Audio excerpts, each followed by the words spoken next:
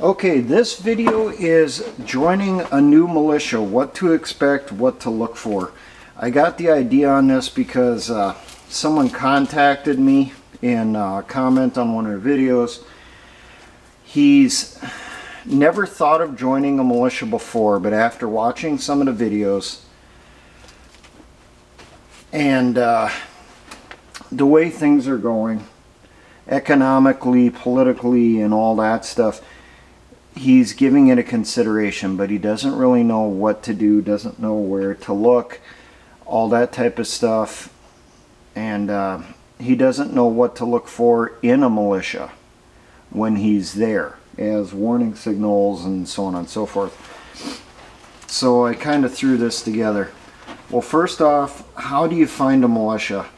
Really, there's three ways that I can think of. The most common that you're going to see nowadays is over the internet through social media. The militia uses the enemy's assets against them. So we use Twitter, we use Facebook, and what other types of discussion groups, forums, and that stuff is out there. So that's the first place most people will look. After that, it's going to be word of mouth.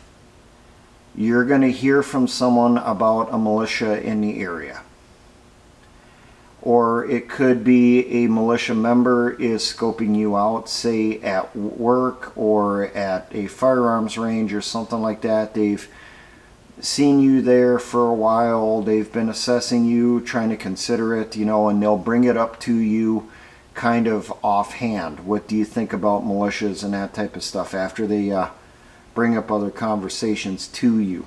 Like, what do you think about such and such legislation, like red flag laws, or enhanced, expanded background checks, and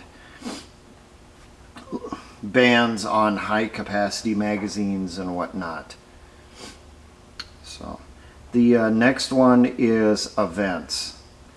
That one is typically going to be ahead of word of mouth, and it covers a lot of things. It could be a rally that a militia is at because they're providing security, or they're showing their support for a particular group, or they're there as a counter rally, counter demonstration, counter protest. Example would be like when you have AOC, Alexandria Ocasio-Cortez, and some of the other brain dead socialists are out there holding these big rallies and stuff. You'll have patriots and militia that'll be there on the outskirts to show them that, hey, we're not giving up, we're still here. Another thing is gun shows.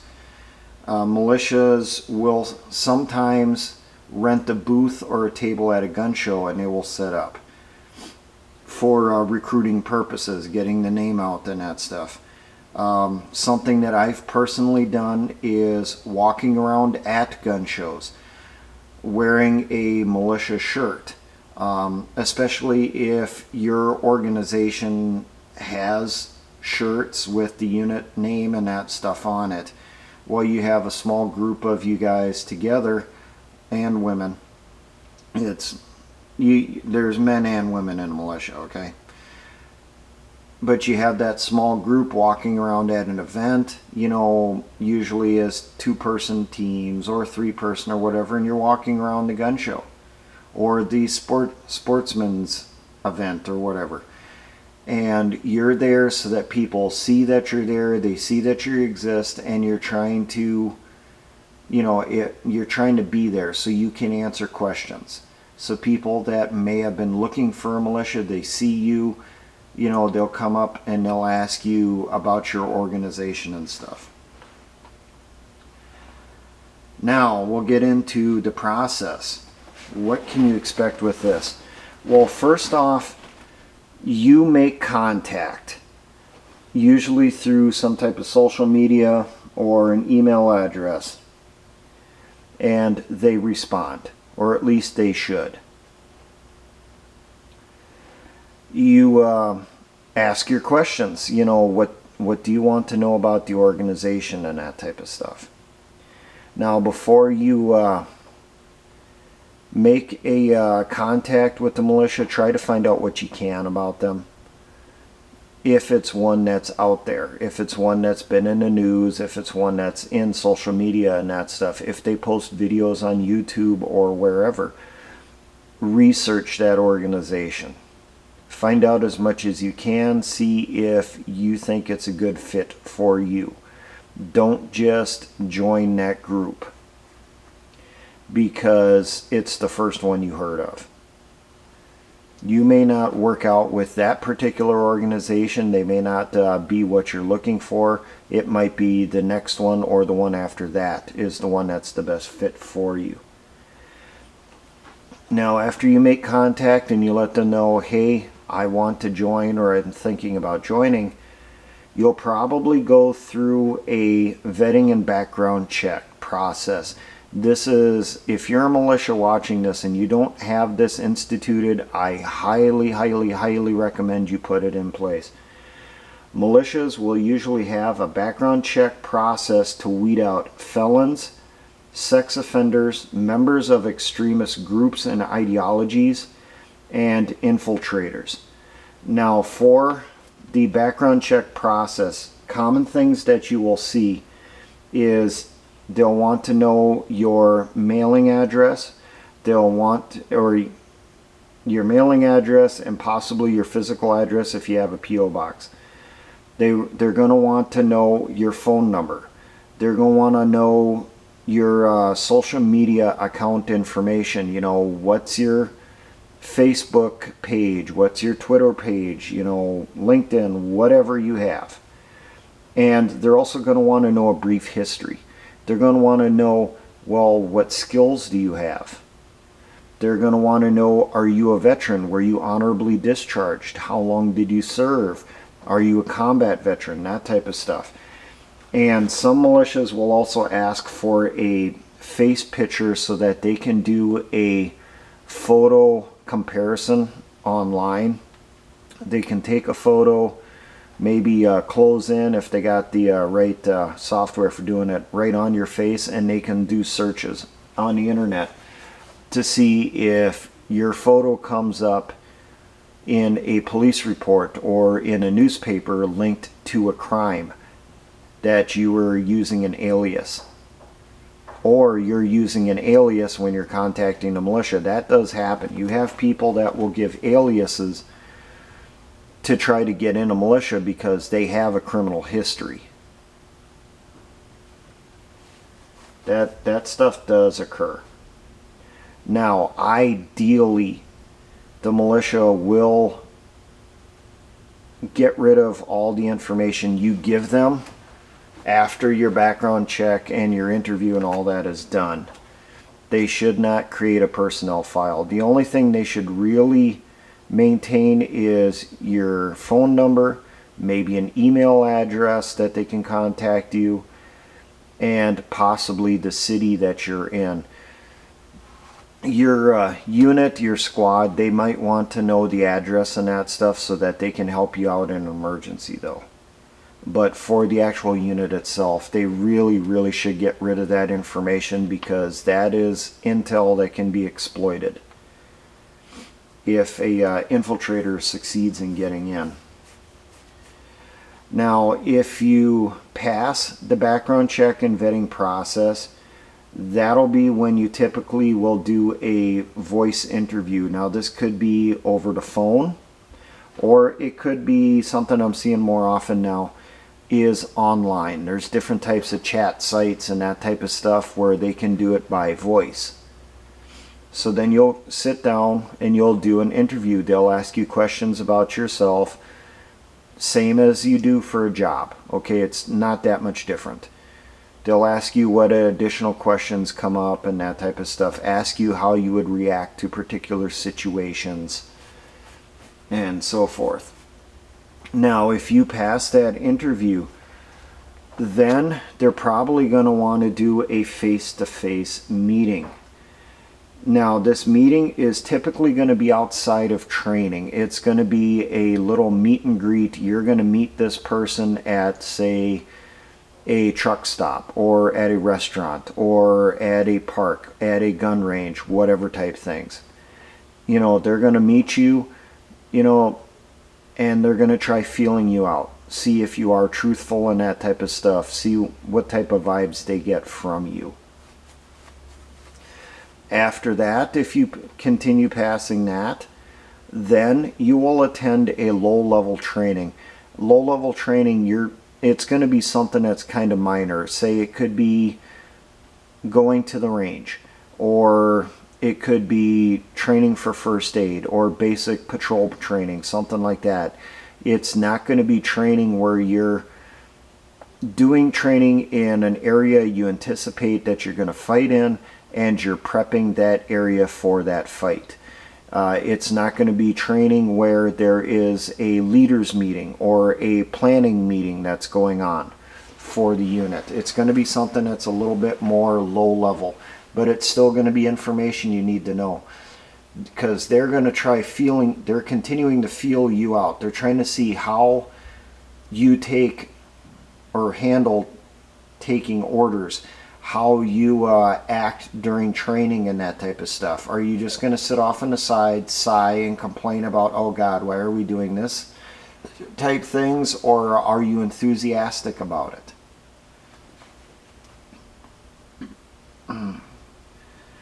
Now, the process for doing this, for bringing in members, this is a must-have for unknown applicants. It must be done, because you are trying to make sure you're not getting infiltrators that come in. And for infiltrators, common ones that you'll see will be members of law enforcement. It can be paid patsies. It can be paid informants. Reporters are also a big thing too. Reporters try to get into militias so that they can do their, you know, from the inside, behind the scenes, you know, what goes on inside of militia stories, and try to paint everything in this, you know, terrorist, criminalistic paintbrush style. It doesn't matter how minor your training is, they're going to make it look like it's so, you know, you're no different than a mafia meeting and stuff. I would be very weary of a militia that does not do a background check and vetting system. One that is just bringing people in straight off the street. Reason for that is that type of thing, you know, the warning buzzers go off for me, the warning lights are flashing and that stuff, telling me that unit is probably one of two things. One, it's being run by someone who doesn't know what the hell they're doing. Or two, it's being run by law enforcement. It's a trap to try to find out who's interested in the militia, who's interested in the resistance, that type of stuff. So just be aware. Something that does occur, you will get infiltrators that do get in, and when they find out there's a vetting process, they try to get involved in the vetting process so they can get that information that's given for background checks, and they can use that to create a file on you. So just be aware that that does happen. But expect to give some basic information for a background check. I have heard of some that I really do not agree with, where they try to get access to your actual social media accounts. The backside of it, they want your password and that stuff so they can go in there and they can check what you've deleted, what you've written, and all that stuff. I think that's going just a little bit too far. I really would not trust a militia that does that. I understand the whole security thing and that stuff, but that's just going way too far in my opinion. You know, that's like asking a person, you know, what's your sexual orientation and what's your favorite position, and how often do you enjoy that position. It's along the same lines, you know. It's one hell of a violation of your privacy. Now, what you should do when you join a militia. Things that you should watch, expect, listen for, that stuff. First off, always trust your gut. If you have a bad feeling about that group, about that individual, that type of stuff, trust it. Human beings have a sixth sense that lets them know when there is danger about. If that, if your spidey sense is tingling, trust it. Leave the situation. When you're with the group, especially the first couple meetings, see how the members interact with each other. Are they friendly? Is it professional? Or is there a lot of animosity? People are on each other's backs. Who's rubbing people the wrong way? The person that you should avoid, type things. Listen to what they say and also what they don't say. See their mannerisms and that stuff. See how they say things and what they say. This is a biggie when it comes to for finding out their beliefs when it comes to racial prejudices and racial equalities and stuff.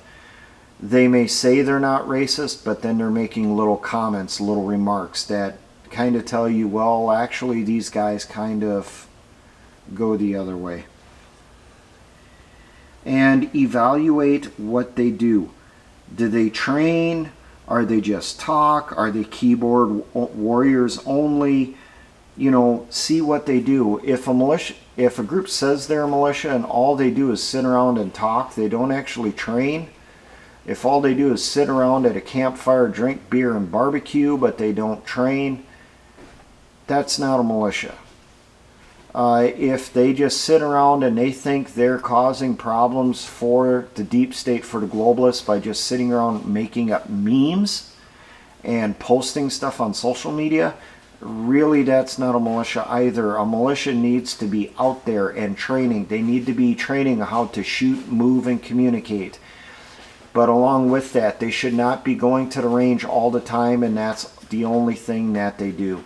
They need to be practicing the first aid. They need to be practicing how to survive in the field. They need to practice how to patrol. They need to practice how to set up a base camp, how to set up an ambush, how to conduct raids, how to perform reconnaissance on enemy positions, learning about potential enemy forces.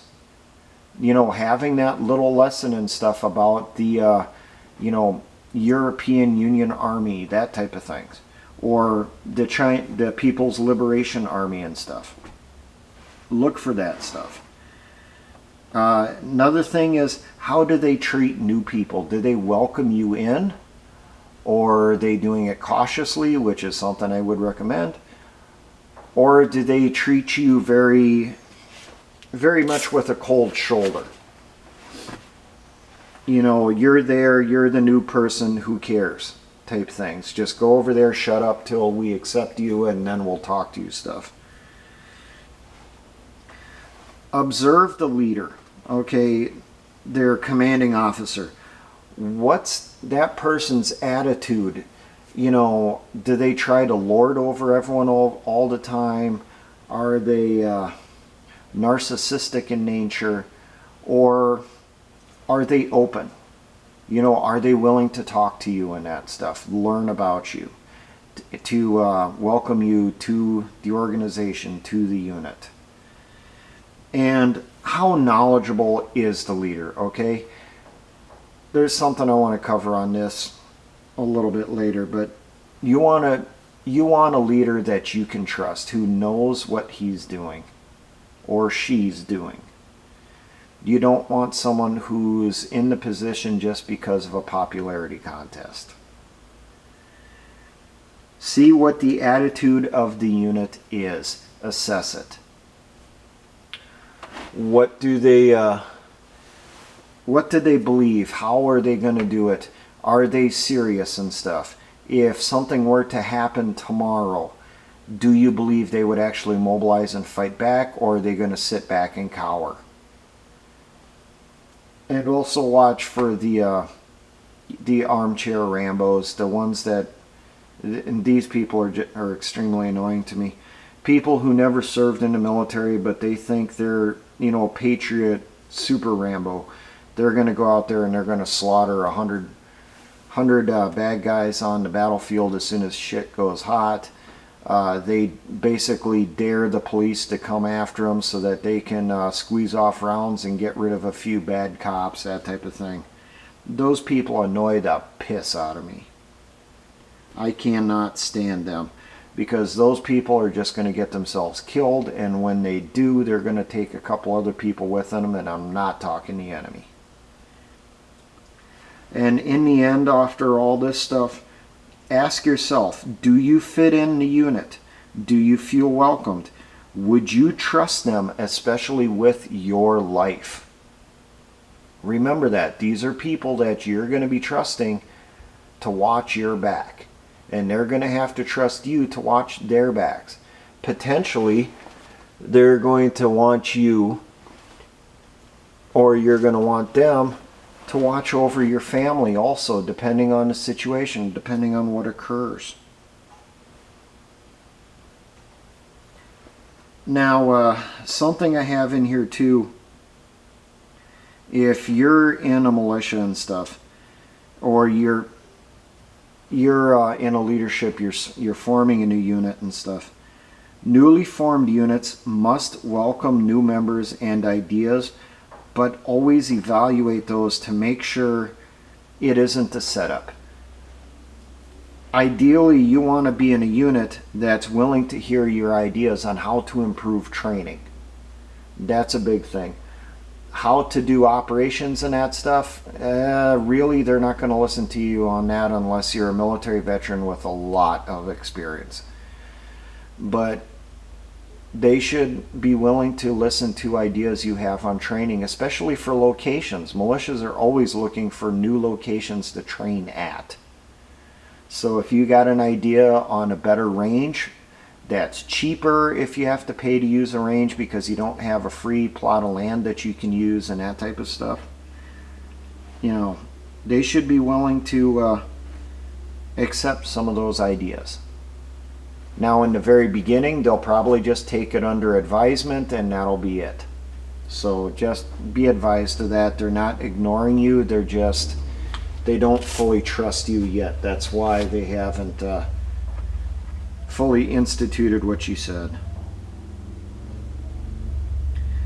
Now, keep in mind also, what matters most is your feelings and your trust with your local unit and its leader, not necessarily with the national organization. The last militia I was in, I trusted the leader, I trusted the members of the unit, I was willing to watch their back, I knew they were going to watch mine. The current militia I am in, and I'm not going to give the name for this organization, you may have noticed I took down a video where I said the organization I joined, and there's reasons for that.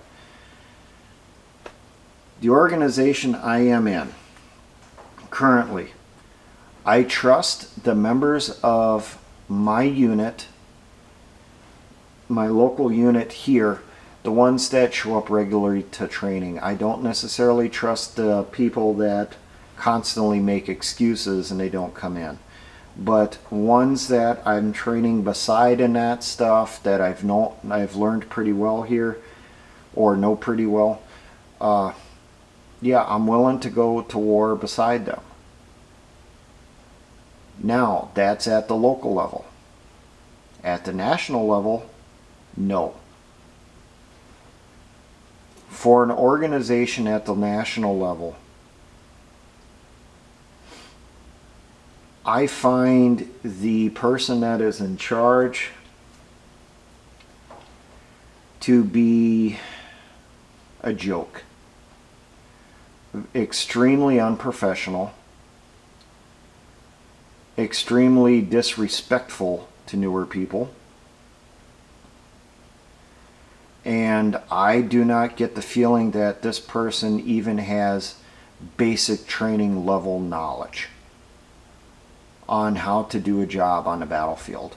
Whenever this person talks, it's like listening to a private.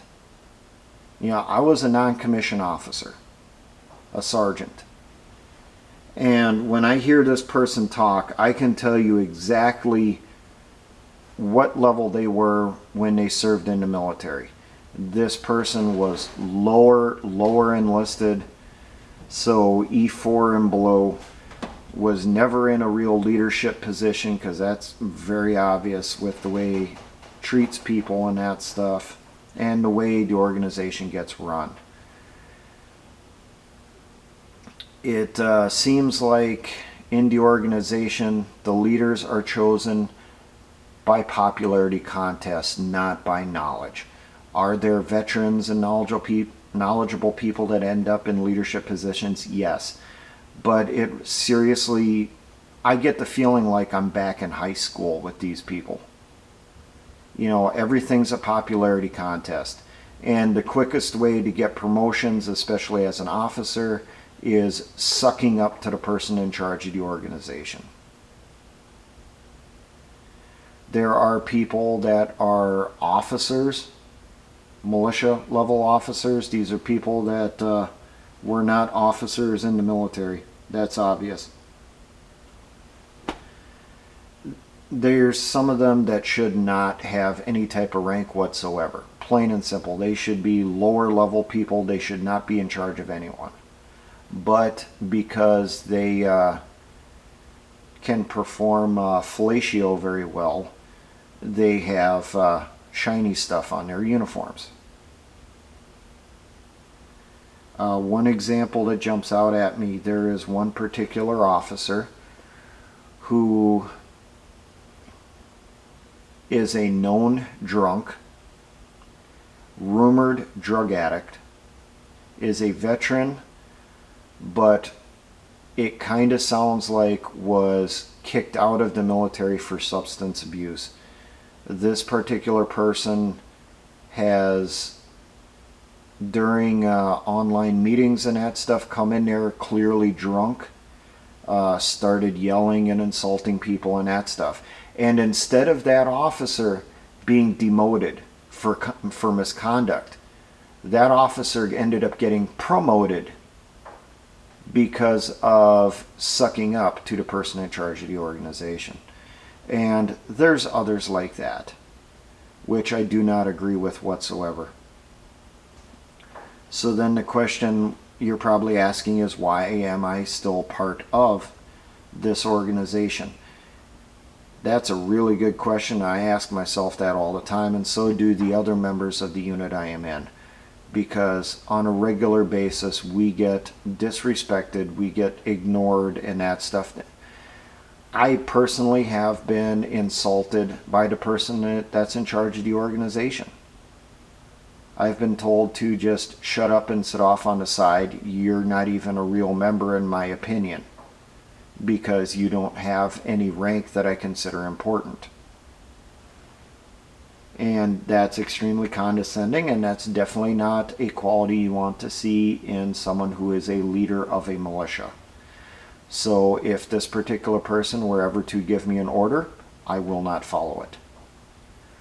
But I trust the people that are in my local unit. That's what matters. So I will stay as long as they stay, type things. Now, I do half suspect that after this video goes live, I will get drummed out of the organization, because they do seem to be pretty petty on stuff. I have personally seen myself and heard members who literally one day were being spoken of extremely highly. Their commanders were bragging about them and that stuff. And then the next day, the next little online meeting and that stuff, this member was kicked out, and that commander is on there talking about they were kicked out for repeated disrespect and misconduct over a long period of time, so on and so forth. That goes completely against what you were saying not more than 24 hours ago. And a real leader When they kick someone out, they have reasons for it. And if anyone asks questions, you give those reasons and you back it up with evidence. You don't just kick someone out and say, they're gone, don't ever mention them. If you ever mention them, I'm kicking you out too. And that has happened. That shows extreme unprofessionalism in my opinion. So I will stop there, and I will see probably in a few hours if I'm still in the militia organization that I'm a part of. But talking with some of the members in my state, they've said they don't give a flying rat's rear end if I get kicked out. Because if I get kicked out, they said they still want me as part of the unit. They're just not going to report it to hire. They still want me there because they trust me, and they say they can tell I know they know what I talk about, what I say. So now, for all my engineer brothers in the Patriot and militia movements, always remember, essayons.